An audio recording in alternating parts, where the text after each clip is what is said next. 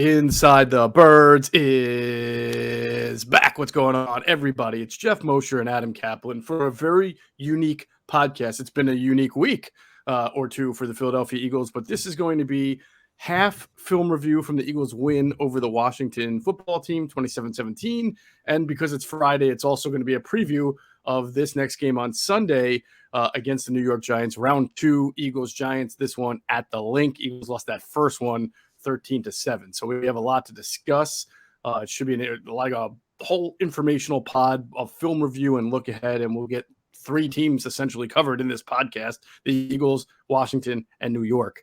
First of all, Merry Christmas to everybody out there. So hope everybody has a great holiday, great weekend, and ITB wishes everybody out there great health.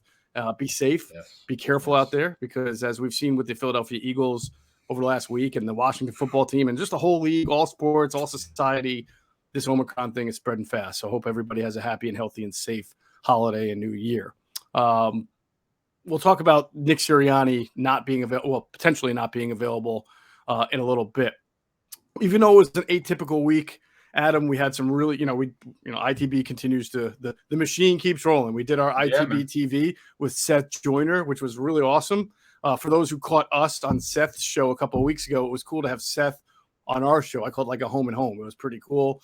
We really got into it with Seth about Jonathan Gannon's play calling, his feelings on the linebacker group, the defensive scheme in general. And it was good. I know people, Adam, associate Seth with kind of always kind of like, you got to run and your defense isn't blitz enough. He wasn't, I wouldn't have called, it wasn't a negative. Yeah. I thought it was really fair and honest, and he was praiseworthy on some things that I didn't think he would be praiseworthy about. So that was good. Well, listen to him on, I call it CSN Philly. What are they called now? I believe it's NBC Sports Philadelphia. I just call him CSN, like on CSN with my man Barkan and Ray Didinger and Barrett Brooks. I thought when we were doing this interview with him, because we both agreed, let's just leave it to defense. Because he's so cerebral with it. Mm-hmm. And I thought, because our show is about learning, right? No one better than Seth for defense. He has no peer. I mean, he should be coaching. I know if he wanted to coach, he could coach. I remember him telling me he was a training camp intern for the Bills some years ago. Mm-hmm.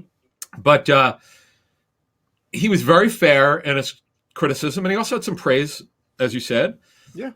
I loved, in fact, I'm going to watch that again after I watch Q&A later today. I'm going to watch Seth, because I just want to take some notes for Sunday, because we got Cosell back on our show on Sunday. We'll talk about that in a second with Jason Avant.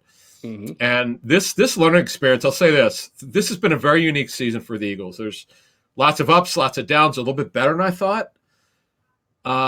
They set themselves up very well for beating Washington. They're heavily in the thick of this thing.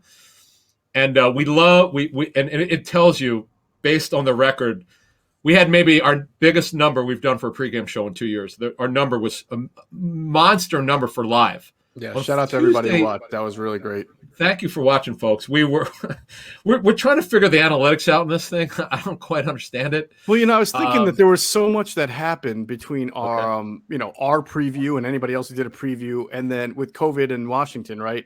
And our pregame show with players coming back and matchups that were different, that maybe people were more tuned in than normal for the way the pregame was going to be because of all the changes that were going on.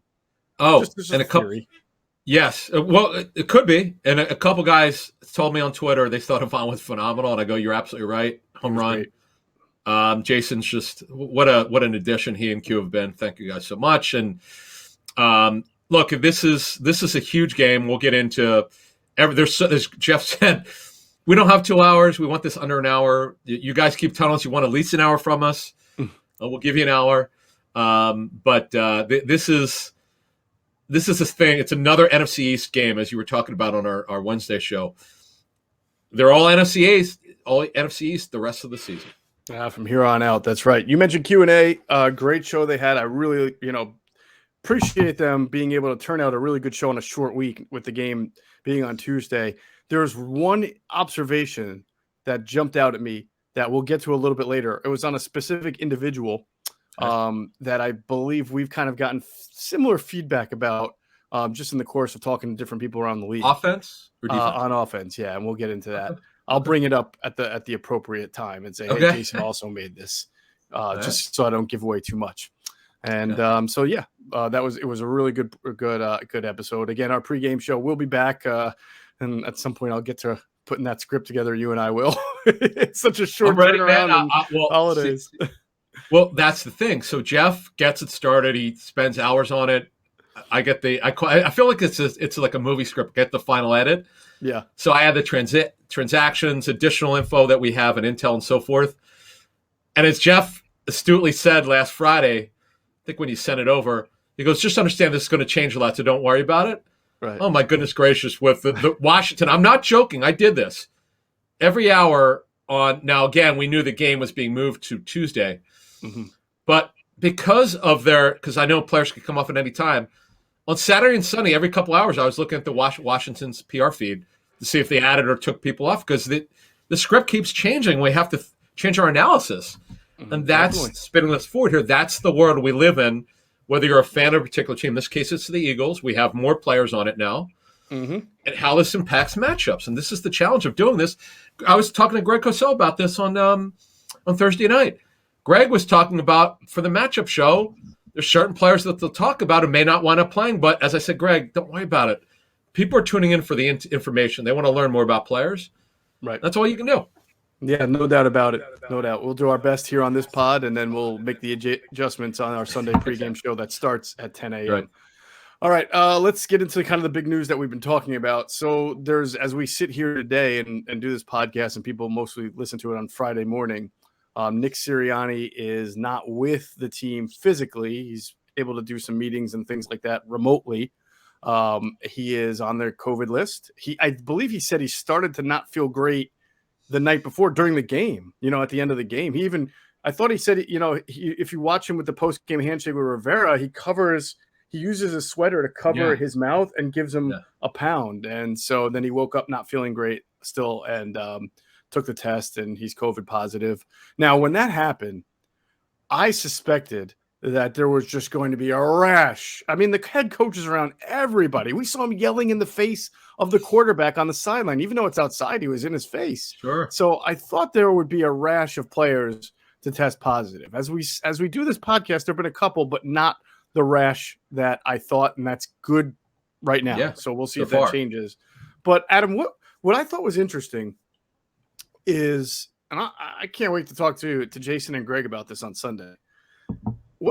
It's a strange structure that I feel like results if he's not going to coach. He has Kevin Patullo, his pass game specialist, kind of being the overarching guy. If he has to be there, if he can't be there for the game, Kevin's going to be like your game management like your decision maker on non-play call stuff. For play call stuff, it's going to be offensive coordinator Shane Steichen. And I just feel that's strange in a sense, and I'll get your take on it in a second, because technically Jamal Singleton is the assistant head coach, the running backs coach. Last year when Doug couldn't be with the team, Deuce Staley was the head coach because he was the assistant head coach. And if it wasn't going to be Jamal Singleton, a guy like Jeff Stoutland, who just has presence about him, he has run game coordinator as an extra title, but he's kind of like a de facto head coach for this team because everybody loves and respects him, and he has a presence. So maybe Nick just wanted to keep everybody's roles as similar as possible. I don't know. It's a fascinating dynamic, but that seems to be the structure right now, is that Patullo is going to be kind of your head coach as like CEO, and Shane Steichen will call the offensive plays. Yeah, it is. We knew it coming in. Patullo was his right-hand man. This is what we'd reported when we were trying to put together the list of coaches that were probable or potential guys. The first guy we had heard is Patullo would come in as right-hand man. In fact, he's flew on the plane with him and up to Philly. So this is a guy who knows the offense. Patullo's coached quarterbacks, receivers. I talked to the Jets about him. They liked him when they had him. He was also with the Colts with Sirianni. That's part of how they know each other.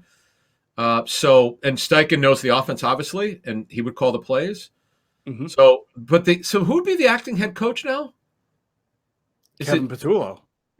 Kevin Patullo would make the game management decisions, like a coin toss, like what goal you're going to defend, whether you're going to replay a questionable call. Well, he's a game management guy. Yeah. Right. Which is like a head coaching type of thing, especially if you're a CEO head coach, like a Pete Carroll. Right. Sure. But play calling is so it's literally like Shane Steichen is an offensive coordinator in the truest sense, because he's going to call the offensive plays, not just communicate them through Sirianni. And then Kevin Patullo is going to be the guy in charge of making the big picture decisions. That's strange to me. I don't know why, but I feel like that's different than I expected.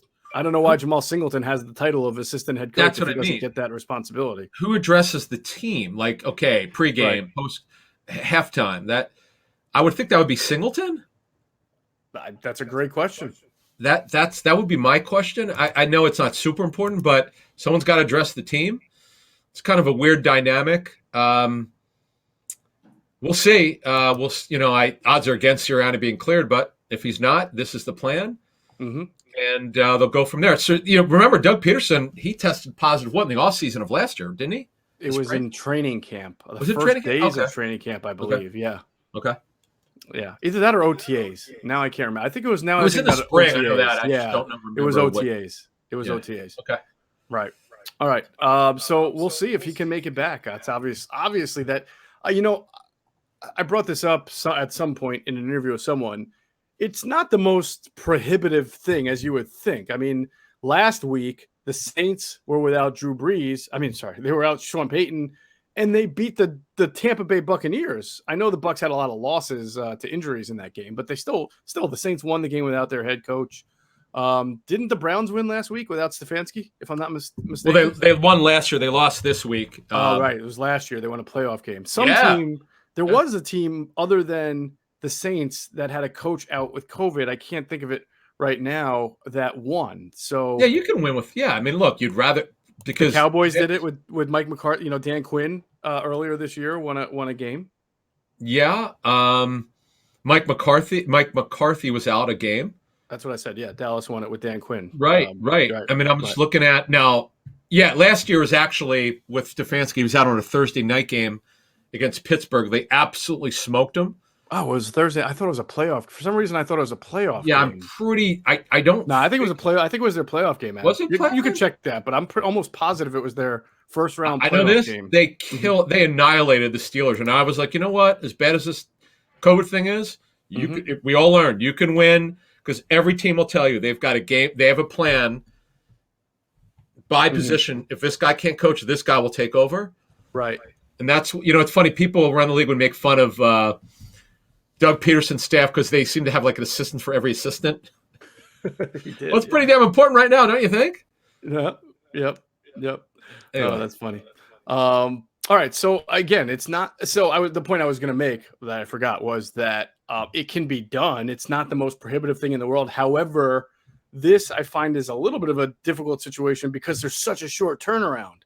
So you only had a few days to prepare. You really need all your coaches there and doing their thing, and he's not there, and he won't be most likely there. The fact that he has symptoms tells you that is very unlikely. Yeah, exactly. On Sunday. On your point, I think you're right, because I'm looking at Cleveland's two games. I know they swept Pittsburgh last year.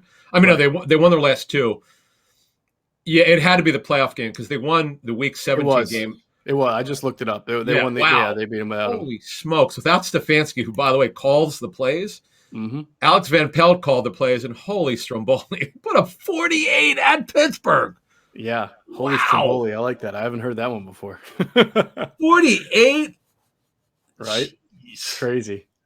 All right, so some other guys. LaRaven Clark, who became the third lineman in about 5 days, third offensive lineman in 5 days on the Eagles to also go on reserve COVID-19, joining Andre Dillard and Landon Dickerson, who has not come off yet. Even with the newer revised protocols, he's not off the list as of the time of us recording this podcast. Makes me think that he's symptomatic then, and hopefully he's feeling okay and will get better soon. Yeah, it's not good. Big guys, man, you just always worry, right? Yep, it's not good. So, obviously we'll get into the tape breakdown, but that their depth is thin because Dillard's still on it, Clark's now on it, right? Dickerson's now on it. Jack Anderson, who was active but didn't play, is available. Opeta obviously will start if Dickerson doesn't come off of it. Yep. And Brett Toth, and that's it. They don't guys on the 53 now. They could go. Yeah. They protected Coyote Awoshika, which was right, one of their offensive linemen on the practice squad. Yeah, they think he's. This surprises me. The way I understand is they think he's more of a tackle than a guard. Now I know he was a tackle in college, but he's got short arms. I know he's not going to play this year. Didn't they originally list him as a guard and are now listing him at tackle? They either list him at guard or guard/tackle, but now he's OT. They see him more as a tackle right now.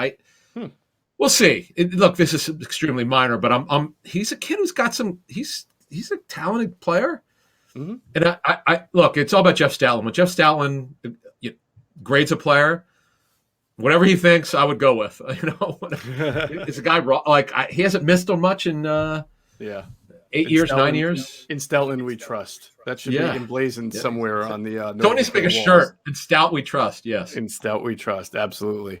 And then, obviously, the last guy before the time of us doing this podcast is Ryan Kerrigan, defensive end. He's also on the list, so that he became the third guy this week for the Eagles to join that list, or at least since the game against Washington. Now, he was already. We'll talk about this in the film review.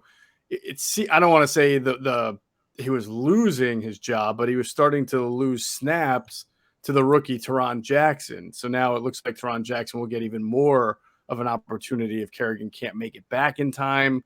And I think they did elevate Cameron Malvo, I believe, from the practice squad to take his spot.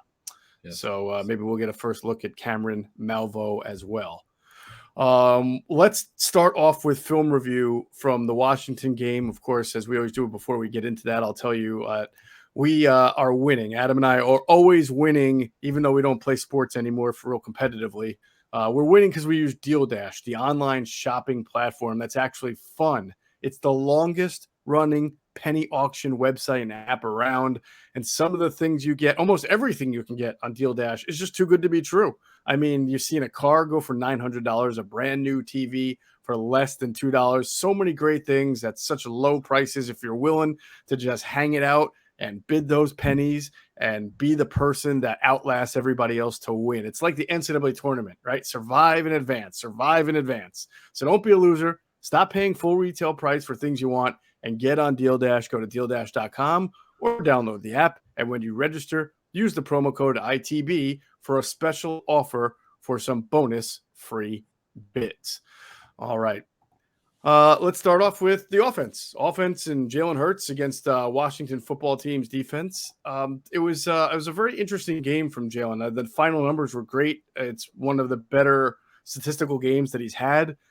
Second half, certainly made a lot of plays. That was a really impressive drive that he had after Washington scored the touchdown to lead them back.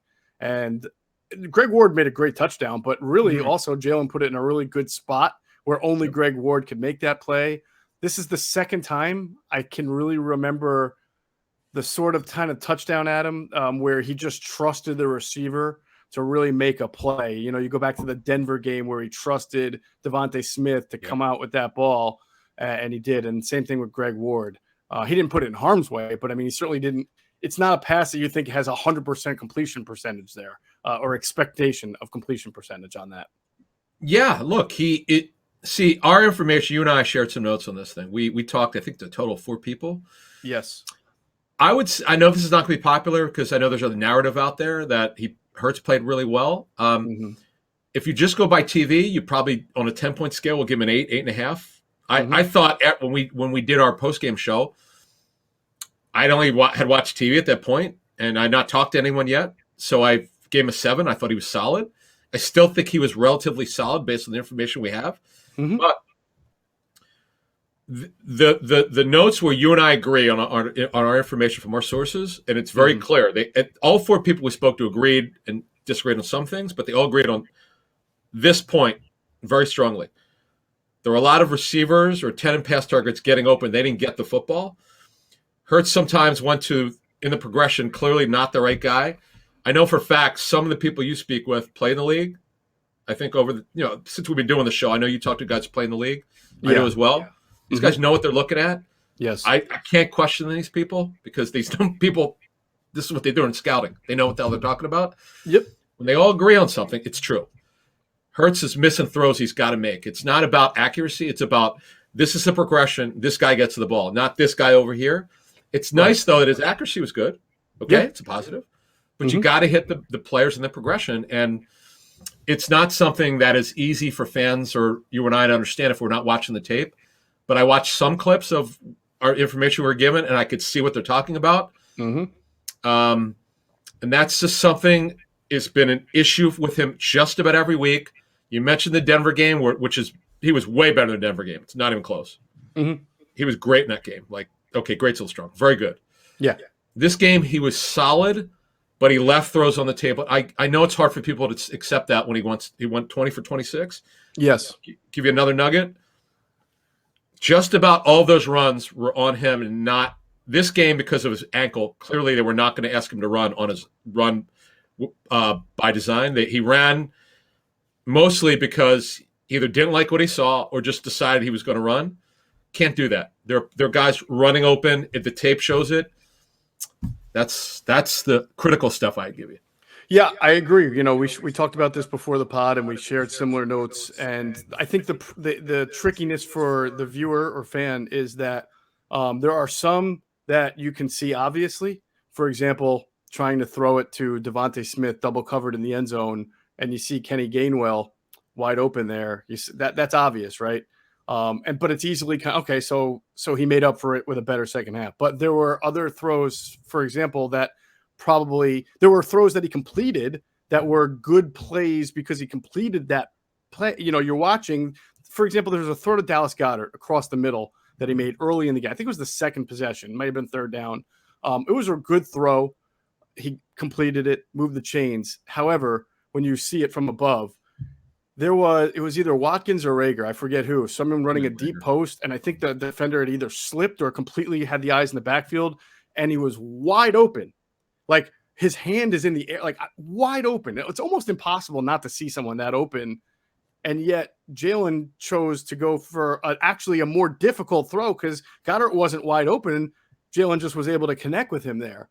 And so you can look at it two ways. You could say, all right, well, he still completed a pass and it was a good throw and he moved the chains. But if you're a coach or if you're an evaluator, I mean, you want the play that is the guaranteed either deep, connection or a touchdown. In that case, that ball was almost likely a touchdown there.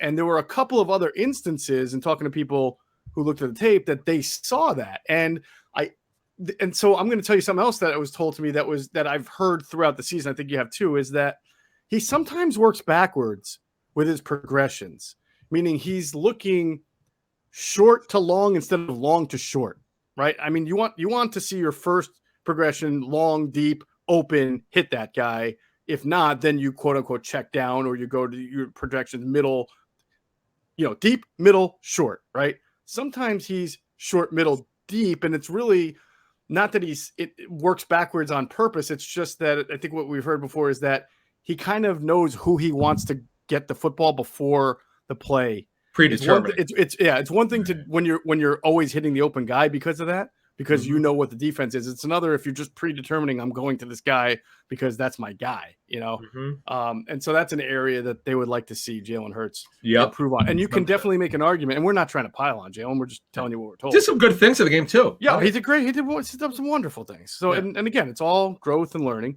But if you look at that game, it was a close game in the second half. It shouldn't have been, and that's not all on Jalen Hurts. Yes, but if you hit that home run ball 2 or 3 times in the first half, you have an opportunity to choke that opponent out and not even make it a game. And it sounded like from the feedback I was getting, they just wish he would see that a little bit more and make it easier on himself than have to kind of work backwards the way he does sometimes.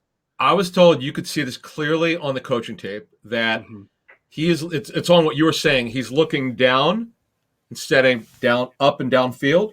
Right. That's just. And the way it's explained to me is you rep it in practice. You keep showing it to him on tape. I know it's going to be frustrating. There are games, and by the way, he's not the only young QB. You could go through almost every young QB. There throws in each game, the coach will say, why didn't you throw that football? We just showed it to you. By the way, Derek Carr does it every game. Every game, Derek Carr does it. That is true. There's a reason why Derek Carr has not got an extension with the Raiders. As talented as he is, he's very gifted. He frustrates people who work with him. Their plays there. He's got to make it. He doesn't make them. Hurts does this every game, we were told. Sometimes more, sometimes less. But I understand this is his first full year as a starter. It's not going to be perfect every week. Yeah. And that's the thing. Like when we were, you and I were talking about, because we were kind of felt like a lot of the fans, like he seemed to play pretty well, but when you're only watching at home, you don't get the gift of 3 or 4 angles.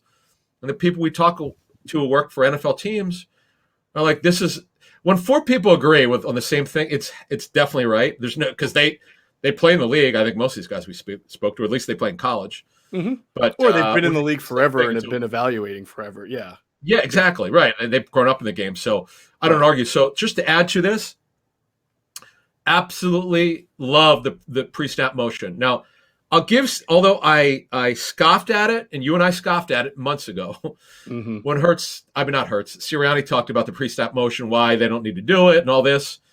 I'm starting to see, because his point was well taken, though. Now I get it.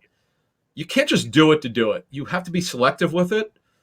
They don't do it a lot. When they do it, they want either pre-snap indicator, they want the guy to move, or they throw Darius Slay in. They want to give the defense an unscouted look. He loves that term, the unscouted looks. The unscouted and looks. Boy, I got to give him credit. And he laughed, I guess, when the media was talking to him on Wednesday morning, right? Or after the game.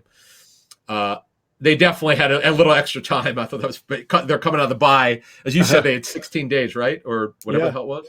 Yeah. Well, it's funny because Jason Avant said on the pregame show that one of the things that you worry about with the extra 2 days of preparation is not the players, but the coaches. He literally said this. He says you worry about getting too cute and the paralysis by analysis of just having extra time to prepare. Yeah. And if some of those plays would have backfired, like putting Darius Slay out there to run orbit motion, if that would have been like a 5-yard loss, oh my God! There would have been there would have been so much backlash on. I'll be honest with you. I don't like it. I like it and don't like it. What I mean is you're okay. Is it worth the risk of him getting hurt? That's my issue with it. I remember talking to the Eagles when they had 2016 or 2017. I can't remember. Wentz. He had a good block on a player. It was like a reverse, and they had Wentz block. I remember talking to someone with Eagles, and I'm like, why would you risk it? Right. And the guy kind of yelled. He's like, dude, no, we have this. We've run in practice. He's fine. I'm like, so if he gets hurt, are you going to say the same thing? He goes, well, when you put it that way, but we don't go thinking he's going to get hurt. I'm like, I get that. I do worry about that. But look, the execution was great. They did it. The design was great. I have to give Sirianni credit. He and his assistants have done a great job. Stalin, obviously, with the run game. Got to give Jamal Singleton credit for the rotations at running back. He's really has a great feel, as Deuce Staley did, for which guy should be in and not. And he's clearly coaching Miles Sanders hard as Deuce did, because he's running as hard as he's ever ran. And we'll get into his new injury, by the way, in a couple minutes here. But love that the run scheme was great. Inside and outside zone, the double teams I might as well get into the offensive line because it's tied to it. It's their double teams and combo blocks are ridiculous. I've mentioned this before. Their surface blocks are amazing. What that means is you look for work after you block somebody. You come up for air and you go get somebody else. Kelsey, one person told me he's never seen him look this good over the last 4 or 5 years. He's never looked this good. Did you 34 years old. Did you see how fast he ran up the left side on that lead block on was it the Miles Sanders sweep or whatever it was? I forget. It was on. I had to watch it 5 times. I'm like, is he running like a 4.3 40 or? I mean, I know he ran one of the fastest 40s in the combine when he came out, but I mean, it wasn't like it wasn't a 4.4. Let me ask you this question. I know. Well, I wonder what he ran in the 40. That's a good question. But although I don't think he ran it at the combine because he was sick. He had the appendicitis. But that's right. I forgot about that. Let me ask you this question. Okay, we've seen enough this season. If Kelsey wants to play, you bring him back as your starting center for the Eagles. Absolutely. Well, unless he wants the $25 million. Whatever the poison pill. Yeah, I don't remember what the number is. But by the way, he ran a 4.89, which is very good for an lineman. Under 5 was great for a lineman. I know we're not doing an off-season show, but next year, if Kelsey comes back, Dickerson starts, Mailata, Lane, Johnson, and Seumalo. So And obviously Brandon Brooks would have to be the odd man out. But I don't think Isaac. I know he's had an injury history too, but he's much younger. I wonder what they do with Seumalo. I mean, because he's always been a left guard. Mm-hmm. I don't want to really move Landon Dickerson out of that left guard spot. True. Yeah. I guess if I had to move him to right guard, I guess I could, because it's probably unlikely Brandon Brooks will be back. Yeah. I suppose it wouldn't be the worst thing to move him to right guard, but I mean, Landon Dickerson's the better player. So if Isaac Seumalo is good, I have no issue with it. But Landon so far has shown like he's really good, and he has a good. I like throwing 700 pounds of man on the left side of people with him and Mailata. Okay. So maybe I'll see if Seumalo could play the right side. Maybe they feel like Seumalo's injury history makes him expendable. I don't know. We got a long way to go before. I know. I just want to put you on the spot. Because every year we say how I feel about him playing guard over center. I would rather keep Dickerson at guard. Yes, you want to keep continuity. We know Stoutland's big on that. But the only reason why I brought this up is because you just don't see at that position, because they've been through so much centers because of all the scars they have from all the contact that they take. And Jason's not the biggest guy in the world. Mm-hmm. You don't, in the NFL, you don't typically see guys get better in their 30s. Typically, they're worn down. They're at the end of their career. Not that he's going to play 3 more years, but you can make the case that he's playing at an elite level. One person told me, who's probably watched half the league because he's in pro scouting, so he sees a lot of he goes, he's not seen a center play better than anyone. This guy this year, and this guy doesn't work for the Eagles, so he does no bias. And that's why I brought it up, because when this guy told me that, I'm like, man, because this guy, okay, so he's got to come back. I mean, he made the Pro Bowl. By the way, congratulations to him and Slade. Yeah. I mean, this is just you just don't see this. It's just so odd to see a guy get back to an elite level at 34 years old. It's just almost unheard of. Here's the question I would like for us to answer by the pregame show, and maybe Greg can help us with it. Okay. I can't understand why the Eagles would be down to their 5th and 6th offensive guards and show absolutely zero letdown in their run game. And you talked about the schemes. The schemes were great. It's not like they did something so radically different schematically, though, that no other team can do. I can't think of any other position, whether cornerback, wide receiver, whatever, or any other team that would be down to number 5 and 6 on the depth chart and not just be adequate or get by, but be dominant. I don't understand it. I know Sua Opeta played fairly well, and I know Nate Herbig has played before. But again, these guys are 5th and 6th for a reason. I know on other teams they might be higher backups, but I'm not sure they're starters for anybody. So what? Oh no, Opeta's a 4th guard. He's no better than that. Right. So what is it that they did? Yeah, and again, Washington did have their front line. I mean, they were a little banged up in the linebacker and safety level. So you could say that's why the Eagles the advantage, but they shouldn't have been able to just roll up like 200 and whatever yards like that. They had John Allen was back. Mm-hmm. Payne has been an absolute beast this season. He was never on the COVID list. He's good. Right. Ioannidis is a good player. Right. Ioannidis played. Sweat played. Tuhill was back, I believe. Right? Didn't he play some in this game? He did. I don't know how much of a run stopper he is, but I mean, right. But I'm just saying they had their front, the second levels where the Eagles really destroyed them. Mm-hmm. And it's such a great point you make, because no one has even come close. Like, okay, first quarter, the Eagles were kind of they had the stupid turnovers. They had to get out of their own way. And you saw second quarter on, particularly the second half, they absolutely destroyed them. They're double teams, combo blocks, surface. Oh, the other term. This is one of my favorite terms. I love this term on scouting. These guys were looking for work. Once they got their first guy, who else could I get? Who else could I block? Yep. This is just something, the passion that these guys have, and obviously Stoutland leads the way. Mm-hmm. It's almost unheard of, and you make a good point, because at some point, someone's got to slow them down. Yeah. I think. You would think. I mean, no one's 7 straight games here. I mean, I don't know who I was talking to. Someone made a point that whether it's the playoffs or deeper here, the last few games, some team is truly, truly going to sell out. Almost play like 6 on the line. Well, guess what? They did. Yeah. They had 5. They play 5. Yeah. They had. Well, they also had some strange nickel packages out there on first down that I couldn't understand. Like, why are you trying to play? This team's running all over you. You're out in nickel. Like, what's that all about? Well, they will play with a lot of 3 safeties. I know they were doing that a lot this season. They also were playing with 5 down a lot. Yeah. But their combo blocks were so good. They were blowing like you could see this on the coaching tape. You can't see it so much on TV. They stood up Jonathan Allen. Like this guy's a Pro Bowler. He's one of the best tackles. They stood the guy up. Yeah. Like this is ridiculous. The thing that I love is I was saying this on Twitter. I think people kind of misunderstood me, and I could explain it better here. I don't really comment much on Twitter anymore, but every once in a while, if I see something that is interesting, I'll comment on it. Mm-hmm. I've never seen this in 21 years of covering this business where a team with the same quarterback, it's different than Lamar Jackson because they went from Flacco to Lamar Jackson in the same season and changed the offense. I've never seen a team take the same starting quarterback, say, you know what? We're junking what we were doing with you. We're going to change it. That I've never seen. Yeah. And lead the league in rushing. And it's not even close. It's crazy. Crazy. Oh, one last great. point. I'm glad you said starting quarterback. It reminded me of one point on Hurts that I wanted to finish up with.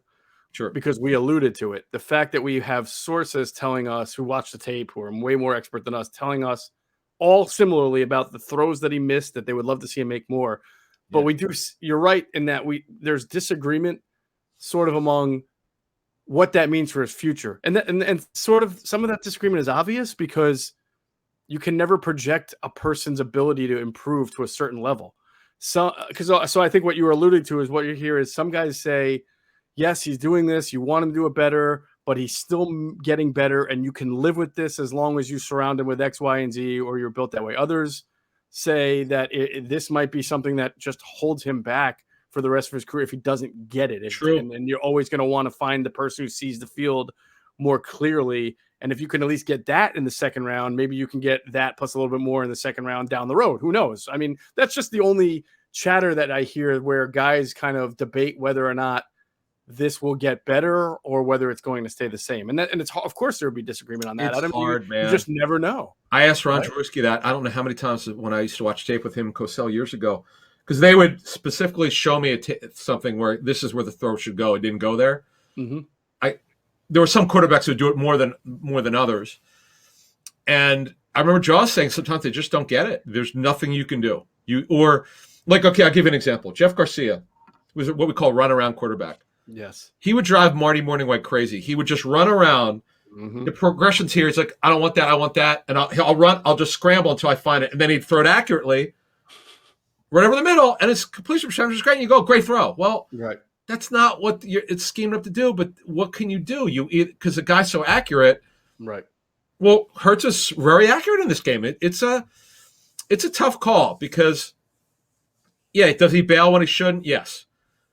Do his eyes need to be downfield more? Absolutely. But you see progression with him. It's not an easy call here with him. No, thankfully it's not our decision. That's Howie and Jeffrey's in the offseason. All right, let's go talk more about we got through the offensive line. We got the quarterback, the running backs and tight ends. I thought Jordan Howard, first game back, was probably not as dynamic as he was earlier the year when he was just hitting that hole and kicking into that extra gear that he has shown this year. But I imagine that's also from layoff and everything like that. But in general, he ran the ball well. Yeah, look, he looked the best as an Eagle, I thought, before he got hurt. I remember when we were doing a podcast and someone came at us on Twitter and said, we don't know we're talking about Howard. He's terrible. And I said, I don't usually get in Twitter beefs or wars. I go, listen, I'm just telling you what we saw in training camp and what the people who are at practice would tell us. Right. And then it got cut and the guy said, see, you don't know what you're talking about. I'm like, okay. Right. Hey, listen, I'm just telling you what we know. We don't know why they cut him. Well, looks like we were right. He was great before he got hurt. I mean, he definitely Howard's accountable. He said he needed to get in better shape. He did. He needed to get everything back. Chan-Gailey kind of ruined him. Mm-hmm. Chan-Gailey didn't want him. There was obviously a very bad disconnect between Gailey and their front office. The guy buried him after he got him, like within weeks. Mm-hmm. Mm-hmm. And look, he didn't look good as an Eagle last year, but you know what? He looks really good. He's still relatively young. And boy, do they need him. And you're absolutely right. He did not look like himself, but he looked good enough to get the job done. Right. And hopefully a week later, he'll be better. And they need him. I mean, they are the NFL's not only their best run game, they're the most committed other than probably Tennessee. Baltimore is, but in a different way. Mm-hmm. they need him. I mean, it's very simple, because I was kind of perplexed why Boston Scott didn't play. I mean, he played, but he didn't get a touch from scrimmage. Mm-hmm. I understand why. I don't know this, but I think they're penalizing him for the fumble against the Giants, because he should have been in. Howard, as you said, you're absolutely. Well, he played against the Jets, though, even though he was sick, right? I mean, they put him on the field. Right. Well, he's an emergency player, but got hurt? Sanders got hurt in that game. He got hurt again at the end. Yeah. Right. But why did he play? Something happened other than Rager had the gaff on special teams. Something happened to one of their backs in that game? No, I don't think he only played a little bit. He had like the rub with Dallas Goedert that led to the he almost played like a different kind of role than he normally plays. So he was only out there sporadically. But anyway, I don't know. It sounds like they've realized that they can get the job done with two guys. Like, it's good to have three, but I mean, they basically have Miles Sanders has shown he can handle the ball 15 to 20 times a game. Jordan Howard can handle the ball 15, 20 times a game if you want. And so they don't really need the number 3 running back. It's a nice luxury to have if you're trying to maybe be in the 2-minute drill, which I don't really think that they were in the game against Washington. So they didn't need that kind of type of guys. And they got their 2 best running backs on the field. Yeah, so to finish off Hurts, I'll tell you what was very impressive. You mentioned it earlier. When they needed to have a drive, bring the team back. When they were only up 3, he needed to show them that he could bring them down, because he hasn't been asked to do that because they've been a running team. Although he's part of that when he's healthy. But here's a situation where he brought he got the touchdown late. Hey, you got the job done, and again, you had some interesting information on his ankle. We know it wasn't 100%. Right. And he did a good job with handling it. That's another situation, which is not easy. I don't know. It's one thing to listen to players practicing fully, but we have no idea what he did within that. But overall, look, it somewhat of an uneven game. Clearly not as good as I think a lot of people thought, but solid. And you could win with that. And look, they left some points on the field. The crazy turnovers, I mean, the fumble, he knows he's got to do a better job of. And Goddard, and we'll get to him in a second. I mean, have we seen an interception like that off of a heel? I mean, come on. No, I called that your typical Tuesday night football ridiculousness. Right. So Goddard was interesting. He had a great game. He did not want to win me my fantasy playoff by dropping 2 screens, and so that's something that Jason Avant noticed. Is that and it wasn't trying to be overly critical. He basically said, dude, Goddard, if you're going to be a guy who can get like 150 to 200 yards a game, can you at least look it in on the easy ones? I mean, he's like, you're plucking balls out of the air. You look like Superman, but on the 2 easy ones, you just drop. You head it upfield. You're not looking the ball in. And it does remind you that, and again, I don't want to be nitpicky, but it stands out. I mean, those 2 plays were big. If we're going to knock Jalen Hurts for leaving plays on the field, we're damn sure going to knock Dallas Goedert for doing the same thing, right? Yeah. Again, the game could have been put away early if he catches either of those 2 passes or both of those 2 passes. He did that against the Giants too. I mean, the Giants game is remembered for the Jalen Reagor drops, as they should be. That's fine. But in between those 2 drops, Dallas Goedert dropped the ball at a really critical moment as well on the sideline that made it tougher to set up that last throw. I mean, if he catches that ball, they're way closer to the end zone, and you have a more a viable chance to tie that game.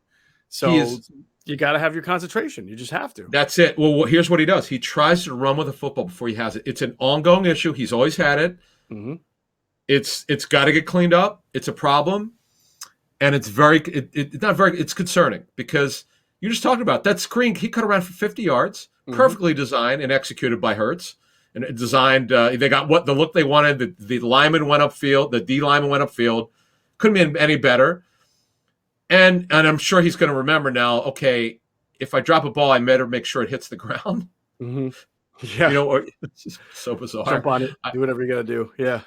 I still don't I remember watching it live. I'm like, okay, wait, what the hell? Why are they running downfield? No. Yeah. Come on. Oh, you're right about that. You brought that up in the podcast. That should have been a touchdown. It should have been. Yeah. You're absolutely right. It should have been a touchdown, but they blew the whistle on it. So that was bad. Yeah, that was rough. But other than that, Goddard was fine. I mean, he was really an animal. good. He was absolutely an animal. Yeah, he's an animal. He's going to be great. Got no issues. Just got to catch the easy ones. The thing about him that's so underrated, I don't think people understand how good of a blocker he is. He could wall off. Remember Brent Selleck was not a good blocker when the Eagles first drafted him. He needed to put some weight on. He did. he became a great positional blocker where he learned how to use his hands and wall off the guy. Not going to drive people back, but he became a solid, like a decent blocking tight end. And particularly when Chip Kelly took over, he knew to continue with the Eagles, he needed to, they're going to run and whatever. He was smart, and he became more a better blocker. And Goddard from day one was could block. Like they never had to worry about that. It's just he's so good and so gifted. He's such a freak athlete that every person I talk to grades his tape. They just rave. It's one thing, like it's rare when I talk about the Eagles passing if they don't mention him. I get it. They don't throw it to a lot of guys, but this guy is so gifted and such a beast. It's, I said this 4 weeks ago. The passing game must go through him. It is now, but it has to for years go through this guy.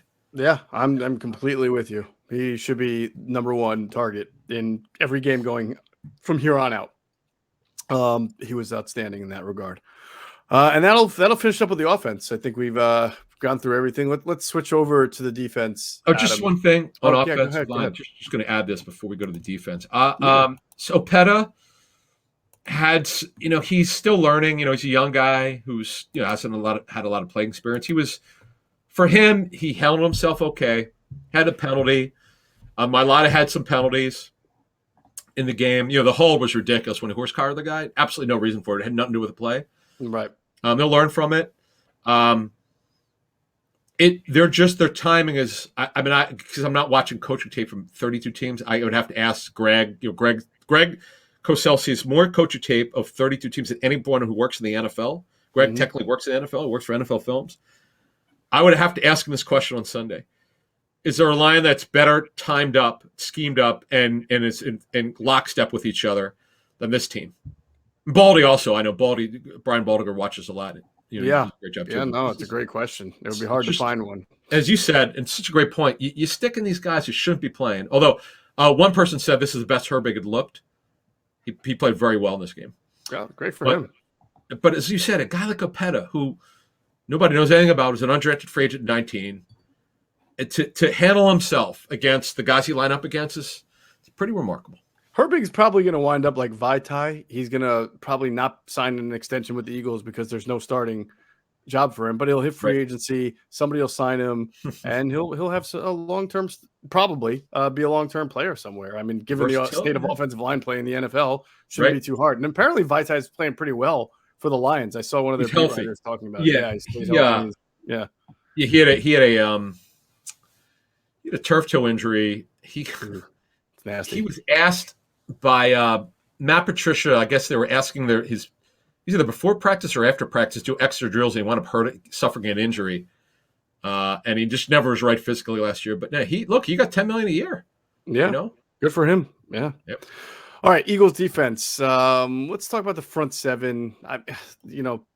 Again, when we talk about lack of pressure, there's the front four pressure, and then there's the blitz pressure. We already know that Jonathan Gannon didn't do a whole lot of blitzing or creativity there. I thought, the D-line, I thought they were okay. It's so hard. I mean, Washington's offensive line was on so many backups, and I don't know. There were some times there I thought, my God, I can't believe Garrett Gilbert has 4 or 5 seconds to throw this ball, even on ones that weren't complete. And that to me is a little bit disappointing. I thought there could have been more pressure, if not dialed up, at least from the front four. Yeah, Cox played with a lot of energy. Hargrave had some very good plays. Cox might have been his best game this season. Wasn't just the stats, the tape, from what I understand, really showed it. They had trouble with him. He beat double teams. When he's on his A game, the word country strong comes up. It's just you don't. Aaron Donald cannot do this. Aaron Donald wins with quickness, right? Because he has to, because he's got short arms. Yeah, Cox is a man when he plays with this passion and energy. And I think he talked about this on Thursday in his press. He seemed to indicate to the media that they're getting they get what they're being asked. We know that Cox had issues with the scheme, and you could clear the body language when he would talk to the media was never great earlier in the season with the scheme. Mm-hmm. But whatever he's being asked to do, he's handling it better. Oh, and he played on the outside, we should mention. Yes. They lined him up on the outside. He was able to win. He his quickness was, I was told by someone, was very surprising for a guy as big as he is playing on the outside. Mm-hmm. He got there. He won a little bit out there, so that was good. I had to rewind a couple of times because I was, you get used to seeing certain numbers and coming from certain angles. And I was like, am I seeing 91 around the edge? Is that a stunt? Yeah. No, I was like, no, it wasn't a stunt. He actually lined up as a defensive end, which is, again, that, you gave the coaches a couple extra days. Now they're starting to talk about, let's put Fletcher Cox at the end. Why not? Let's see what we get out of that. Yeah, they did it earlier. We had talked about the D tackles being lined up on the outside before, but never this noticeable in terms of success. So, yeah, look, that might have been from the self-scout. Who knows? Sure. Now, we've seen Milton Williams do that, but that's because they actually play him as both an end and a tackle. He flashed. He's another one who there's no stat for this. Mm-hmm. He blows up plays, man. He blows up a run play. This is interesting. We brought this up before on our show. I know they like him as a rotation player. Maybe that's what he is, a third tackle for his career. I don't know. Mm-hmm. But this guy he's another energy player. He's got something. He's got something here. All right. Excellent stuff. Teron Jackson, we mentioned, played a little bit more also as Ryan Kerrigan snaps, starting to decrease. Yeah. And in general, we'll see. We'll get into the Giants in a minute, but I think I can't believe we're going to say this, but I think the Giants' offensive line is better than that variation of the Washington offensive line we just saw with Sadiq Charles at guard and Steve Ishmael at center, was it? I mean, this was a very modified makeshift patchwork Washington offensive line. Yeah. And was Leno the tackle? I mean, he's Charles Leno and Keith Ishmael was his first NFL start. And it was funny. I was laughing when we did our Friday morning show. Mm-hmm. I said, if Ishmael can't play because he was on the COVID list at that point, it's former Eagle legend John Totha would have started. Oh boy, that would have been pretty scary. Fourth string center, yeah. I mean, you're right. I mean, the only constants they had, Cosme had just come back from his injury. Mm-hmm. Charles is really a tackle, had to play guard. Leno's been there, but he's not the same player. The Bears didn't want him back. Mm-hmm. The backup tackle, Lucas, I think, was he available? I know he's on the COVID list. I don't remember. I think he was out for that game. Cornelius Lucas. Yeah. Right. So, look, you're right. I thought they'd win more. They didn't blitz very much. I don't agree with it. Mm-hmm. I'm very disappointed that Gannon didn't bring the heat. As one person told me, who read the Eagles tape, he said, listen, man, you got to understand, I play in this league. And he said, if you know what? Maybe he doesn't think like the talent in the back end is good enough. And I'm like, oh, you talk about Steven Nelson? He goes, well, and Anthony Harris. It's not like Harris is playing great either, Right, but he must, and I think Chess Jordan said the same thing. Yep. I think in a way, really, if you don't blitz and you've got, now we've said they don't blitz very well. It's certainly true because the tape shows it, but man, Garrett Gilbert. Okay, he's a nice backup quarterback. Get after this guy, man. Yeah, come on. I mean, come on.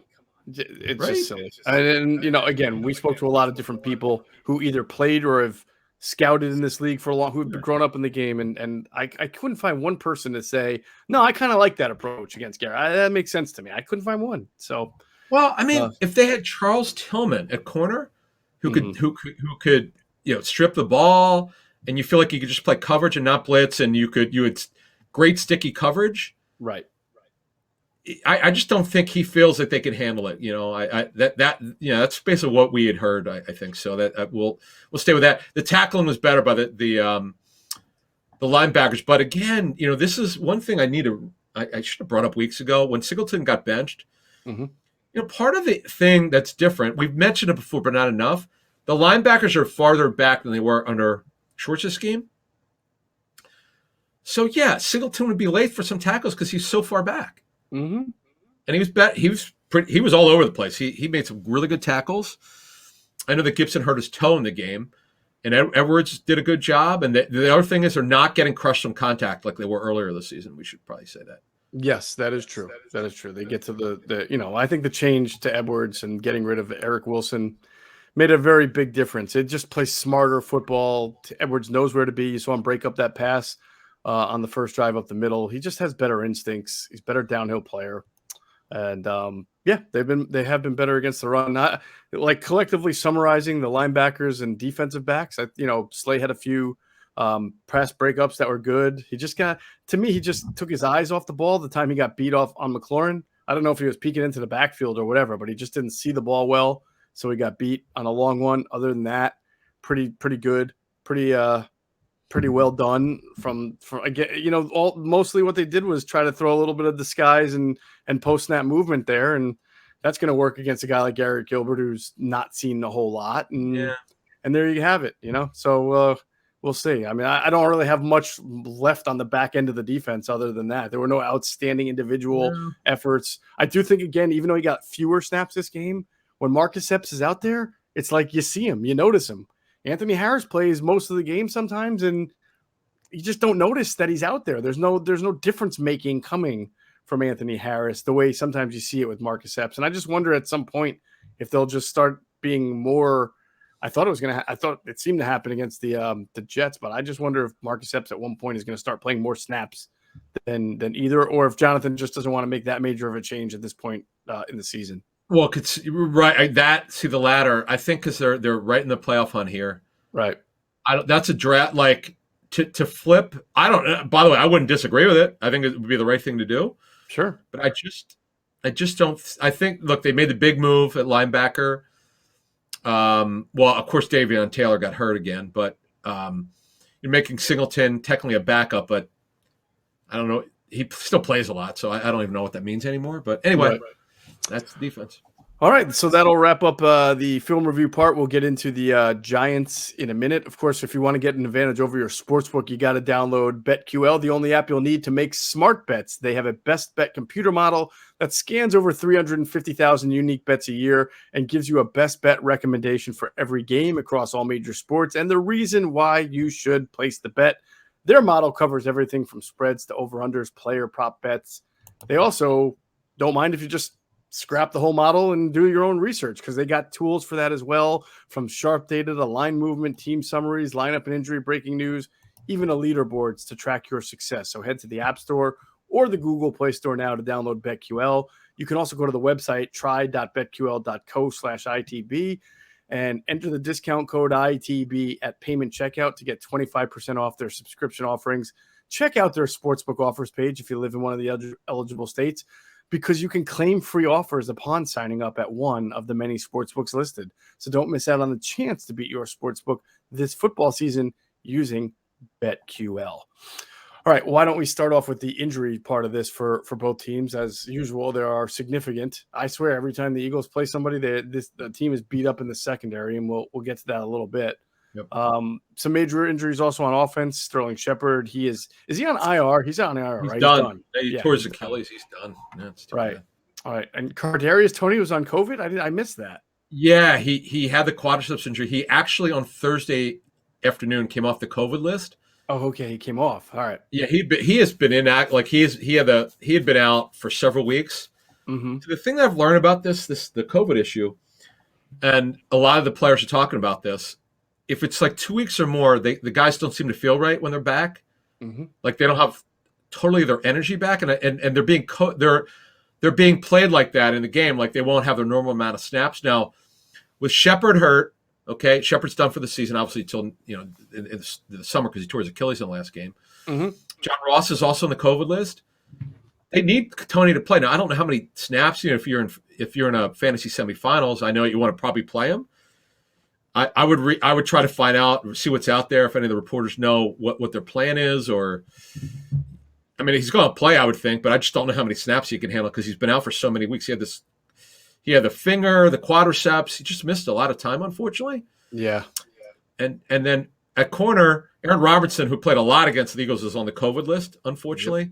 Yep. And Adoree Jackson went on the COVID list last week. So, as you said, it seems to be every time the Eagles play some team, they're down injuries or COVID. They got issues.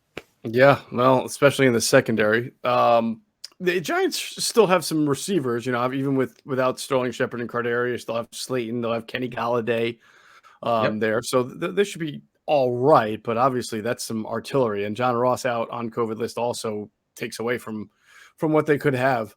As far as the Eagles are concerned, a couple of guys popped up after the game. Jordan Mailata, ankle.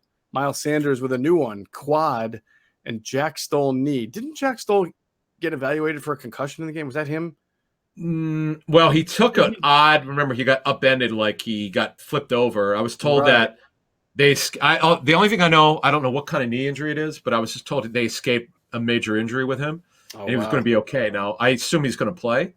Mm-hmm. He took some light work on Thursday. They didn't do anything on Wednesday.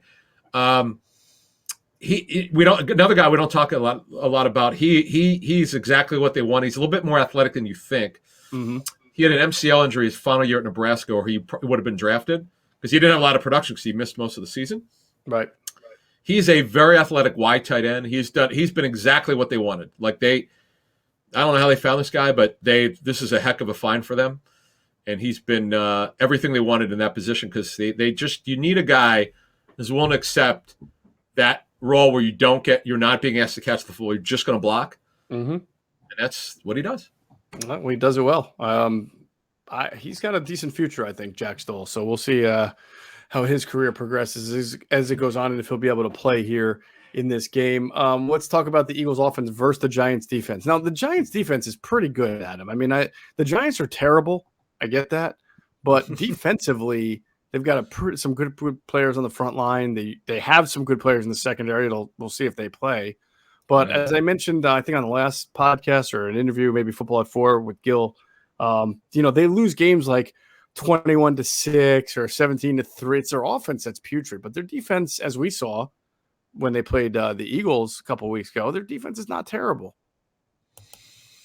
I agree. That was a game where Hurts obviously didn't play at a particularly high level, and there were some plays he left on the field, but which would have made the score different.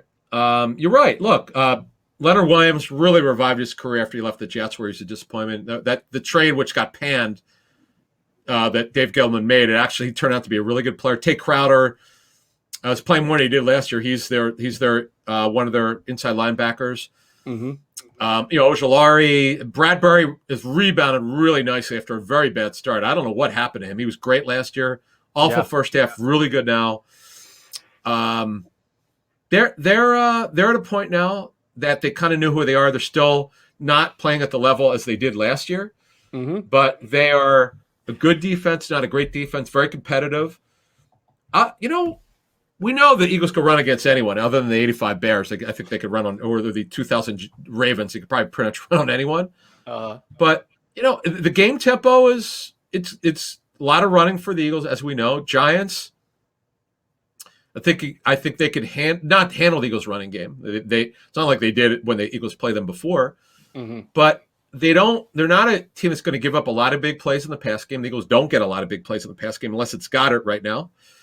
So yeah, you're right. I think the Giants could play them competitively, but at this point with this run game, and if Hurts could build off last week's good plays and just expand it and get Devontae Smith involved, he needs to be more involved, and get Quez Watkins. Yes, that would help. And Rager, when Rager's wide open a bunch of times in the game, get him the football. Maybe they could score not just on the run game when they scored 28 points last week.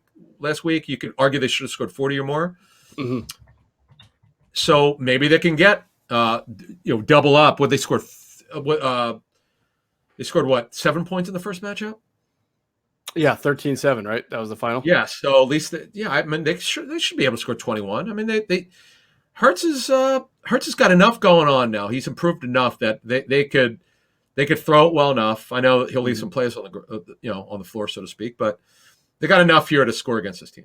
Yeah, and what the Giants did last game was against the Eagles, I should say, was they played. I think they would play 5 on the line, and then they brought corners and safeties off the edges. And if you remember, their whole idea was to kind of mush rush and edge rush to keep Jalen Hurts in the pocket. They don't mind if he took off up the middle and made a play, they were fine with that, but they really wanted to try to keep him in the pocket and throw from in the pocket. And that's where you saw a couple of inaccurate throws or balls hitting the ground and not a great, timing and rhythm offense there. And I imagine they'll try to do that again, Adam, because it worked, but I also imagine that the Eagles are going to have that kind of prepared for from a schematic. They're going to know that the Giants did that last time, and they're going to have a counter punch. Unfortunately, they didn't have too many days to put together a game plan, but it's better that they're playing a team that they already know and saw, because they kind of know what to expect from each other. So I'll be interested to see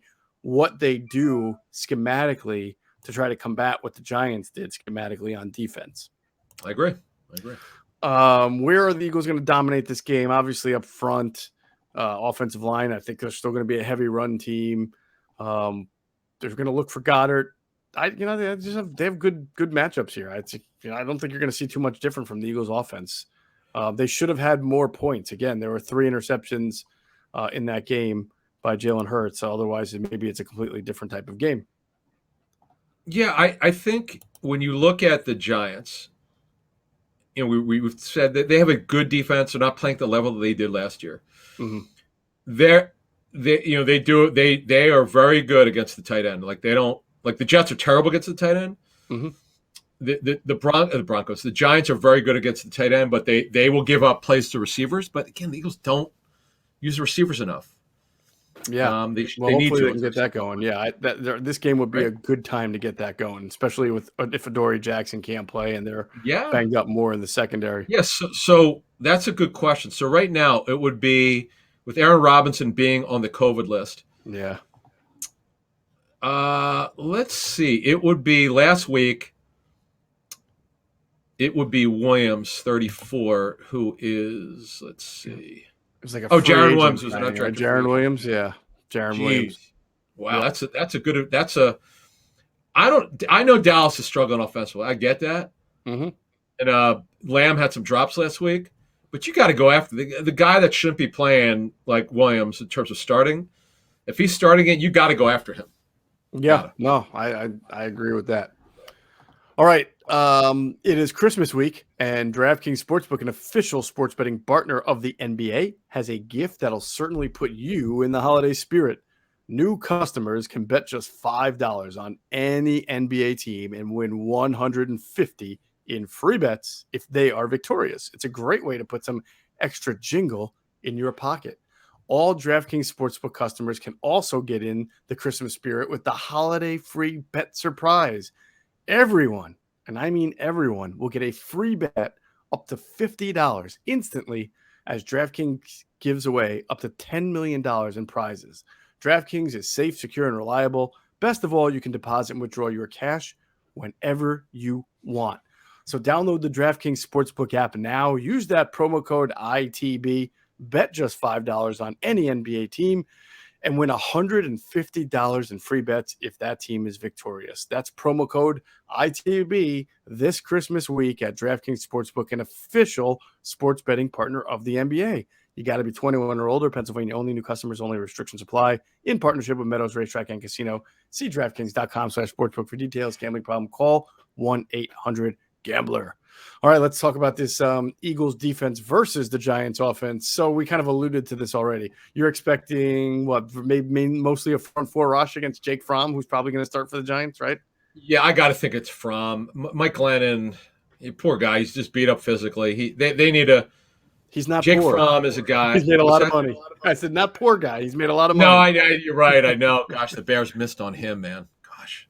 That Ryan Pace cannot get the quarterback situation. Well, the Fields looks like he's got a chance to be a good player. But he missed badly on Glennon, and Trubisky didn't work out. But Glennon doesn't move very well, doesn't move like he used to when he was drafted. Right. He's a sitting duck back there. And then Fromm is much younger, is a smaller-bodied player, doesn't have a great arm. I'm telling you, if Gannon doesn't – I'm getting, annoyed. Just would you bring it? Come on, from just a viewership standpoint, could you bring some pressure on these guys? Would be nice. Nate Solder is a guy that was a left tackle his whole career. He's playing right tackle. Andrew Thomas is an okay player. Billy Price has revived his career after being a bust with the Bengals. You're absolutely right. They're way better on the offensive line than Washington, but they're not that good. Right. It's one thing if Jonathan Gannon was this unbelievable disguise guy, oh my God, we've never seen this, these disguises, they're so great, they're forcing the guy to make mistakes. They don't do it. He does disguise a lot more than he was earlier in the season, but they're not forcing a ton of turnovers. So could you selectively blitz or something? Really? Yeah, I know. What are you seeing or hearing about the Giants' offense since Oh, Freddie yeah. Kitchens has taken over? Yeah, this is what I'd heard he was going to do, and he's doing it. He's a big spread guy. That's what he did when he called plays for the Browns when he was thrown into the well, so to speak, after Hugh Jackson got fired. But I know it doesn't look like it's working. It's true. It's just he's trying. It's a hard thing to do this. He's a big spread guy. They're going and they're probably playing less two tight ends than they were before. Mm-hmm. I don't have the numbers in front of me. But yeah, because Colin Johnson's the kid who's playing now as their third receiver because he has to. Right. Who's got he's like 6'5" plus. He flashed a little bit for the Jaguars, and they gave up on him. I don't know why. But look, he's only a second-year player. He's having to play, and he'll play down the stretch. Now he's a guy that I know he doesn't run all that well, but he's a huge target, and we'll see what Tony can do. Darius Slayton, we know, had been an Eagle killer. Tony is the X factor in this game. I think he's the type of interior, quick, flashy guy that has hurt the Eagles, in this year. And so, if he plays, he has an opportunity. And if he has any kind of rhythm at all with Jake Fromm, then he's got an opportunity to hurt them. Yep. And obviously, Devontae Booker could still play. He had a great run last week. Booker's ankle is still not right. It's not his knee, it's this ankle injury he's had for most of the season. You mean he's doing what he can, right? You're talking about Saquon's ankle? Yeah, Barkley. Yeah, Saquon, you said Booker, so I was confused. No, I said right. I said Booker had a good run last week, but I said Barkley, right. His ankle's not right.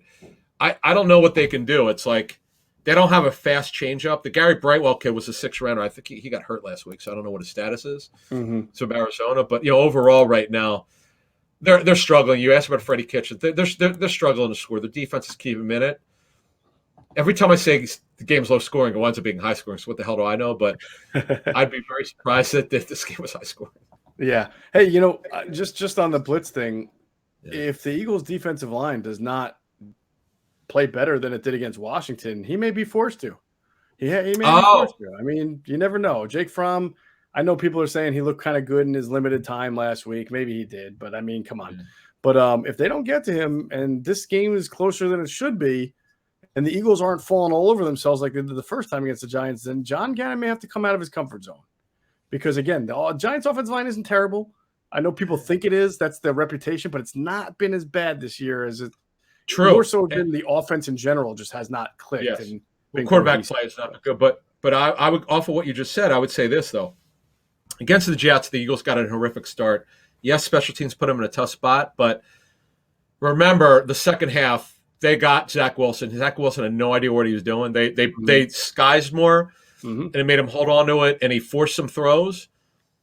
You could do it against Fromm if you're, as you were saying, if they struggle to get to him. You could heavy disguise, okay, but Zach Wilson was not ready to play. He's playing before he's ready to play. He's just scattershot.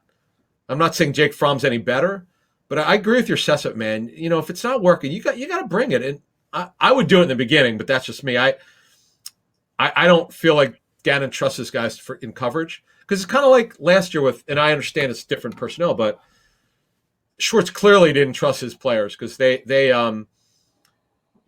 remember how we would every week we were crushing Schwartz, and some of us because he didn't have the players, but the lack of blitzing, he did refuse to do it. Well, here I think Gannon's kind of like it's one or the other. Either you trust your guys or you don't. I don't think you trust them enough. I totally agree with you on that. All right, let's do what we do worst. But before that, we're going to tell everybody to check out our friends at PHLSportsNation.com, enhancing the fans' experience with their coverage of all Philadelphia sports teams for the fan, by the fan. That's their motto. So make sure you're checking out all their great coverage and content on PHLSportsNation.com, on Twitter at PHLSportsNation. Let's pause real quick for another word from our great sponsors, including our friends at Sky Motor Cars. And if you stop into Sky Motor Cars out there in Westchester, PA, make sure you tell them Adam and Geoff sent you. You will get a great deal. All right, our predictions. I'm going to add the same disclaimer because anything can change because of the COVID list. Yeah, it's true. We reserve the right to change our picks like I did in the Washington Eagles game. I picked Washington at the pod, then I picked the Eagles in the pregame show. The pregame show is final. It is concrete. It is binding. So we reserve our right to change our pick. Who did you pick last week? I picked in the podcast Washington because I thought that Heineke was going to be back. Right. Okay. And then when he was not, I even said in the pod I could potentially change my mind in the pregame show before the pregame show. Okay. So I changed my mind to the pregame show and picked the Eagles. So I got the dub on that. All right. We all did. No, we all five of us did. Yeah, Q too. Yeah, Q did. Yep. It's the Giants are so bad and so inept on offense. I just cannot figure out. I can't see a way at the Linc that the Eagles are going to lose to the Giants. Mm-hmm. Theoretically, they should win by 2 touchdowns or more. I just don't trust them to do that. I'm going to pick this game 24-13 Eagles. 24-13 Eagles. I forgot to, of course, I forgot to give the line, which was you'd be surprised. Although, no, 24-13. That's an 11-point win for the Eagles, right? Oh, no, I'm sorry. No, 23-10. 23-10. I'm sorry. Oh, you're 23-10 is now your okay. Sorry. That is that's what I sent you on Thursday. Right. So the Eagles are 10-point favorites according to DraftKings, with an over/under of only 40.5. So they covered by half a point against Washington, right? Yeah. So you're saying, say again, 23-10. What? 23-10. So that would be 33 points. So you're taking the under on the 40.5 according to DraftKings. I think I do every game. Yeah, you probably do too. I'm with you. Low scoring game. I'm going to give them about